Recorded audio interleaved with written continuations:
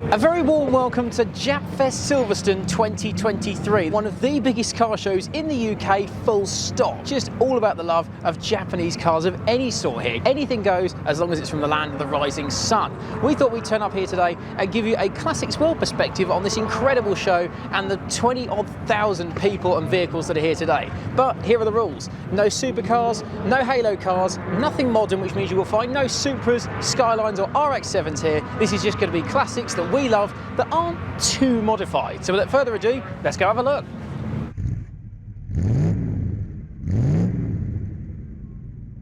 But first, our friends at Lancaster Insurance are running monthly giveaways. You can win all sorts, from experience days to tools, restaurant vouchers and tech. So click the link below at the end of the video to enter their latest competition.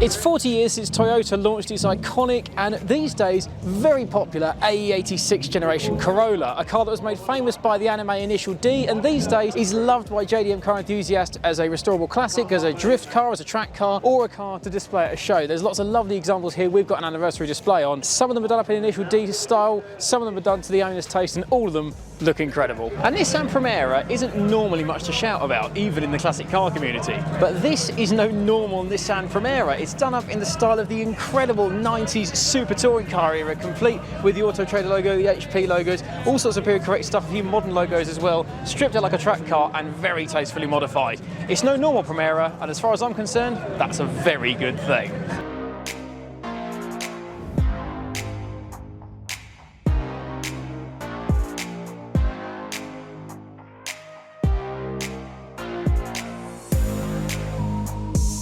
You might remember our slightly infamous Honda CRX Del Sol that Jeff bought for our £2,000 Japanese sports cars challenge. Now his one was a bit ropey because it was at the bottom end of the market, but this one shows how nice they can be. Gorgeous condition, dark blue, tastefully lowered, some lovely Enkai RPF1 wheels. It's got the blue on blue interior that Jeff's had, but it's so clean and tidy, complete with a CRX number plate there. Proof that the Del Sol can look fantastic condition, provided you don't have a budget and you stick to it. Jeff. This stands out for me in a big way. Original Lexus LS400, the car that proved Japan could take on the Germans in the luxury car game and win.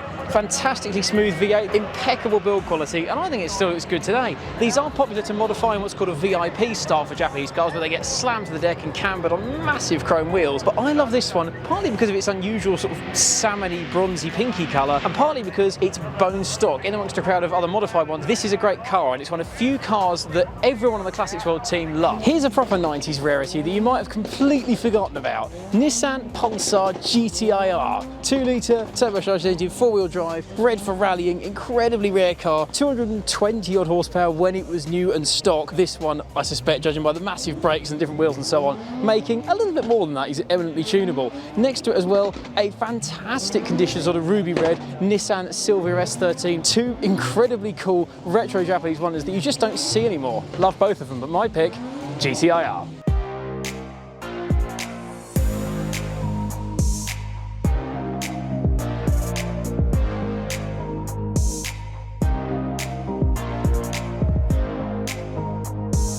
Shout out to the MX-5 Owners Club. They always put on an incredible stand at any show they go to. They've got Mark 1, 2, 3 and 4, some modified, some standard. All of them look incredible in their own way. We've done a video on them specifically, and they've helped us do a video, Mark 1 versus Mark 2 MX-5, which is coming up very soon. They've got the biggest club stand here. They've got everything standard, modified, turbo, V6 swap, track car, drift car, everything. The MX-5 perhaps perfectly embodies the Japanese car community, whether you want to restore it, daily drive it a bit tatty, or make it a pristine show car. The MX-5 can be it. I personally like the Mark II the best, do like a Mark III though, or a Mark IV, but then there's always the Mark I.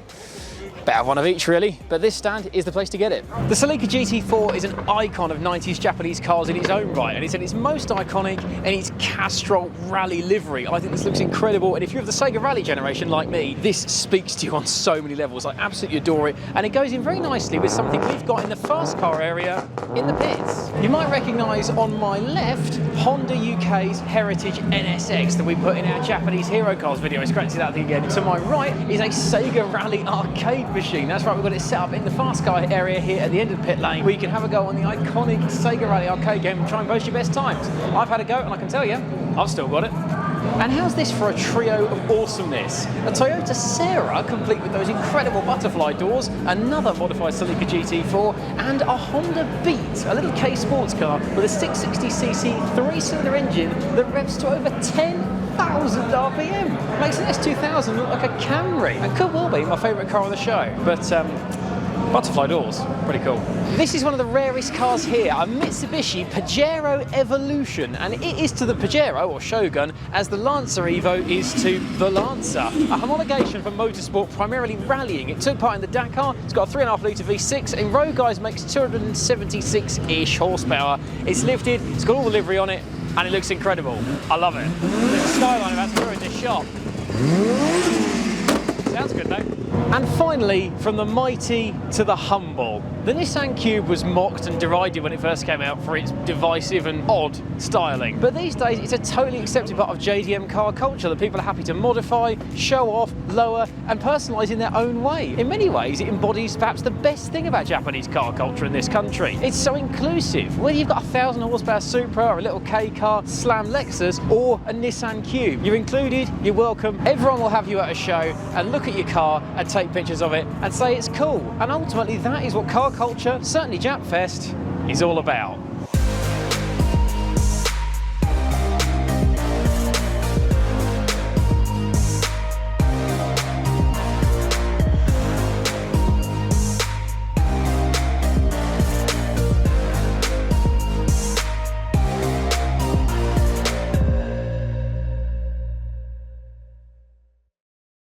So as we come to the end of a fantastic and fantastically noisy Japfest 2023, we can only call this show a fantastic success. There's a reason why Japfest is the biggest and best Japanese car show in not just Britain, but Europe. Around 25,000 people came to Silverstone today, bought some incredible cars of all walks of Japanese automotive life, and loved every minute of it. If you're not into your modern or your modified, don't be put off. There's still plenty for you at this show from the classic side of things, as I hope we've seen. So without further ado, I'm going to stop talking and go and get the MX-5 that I've got in the car park.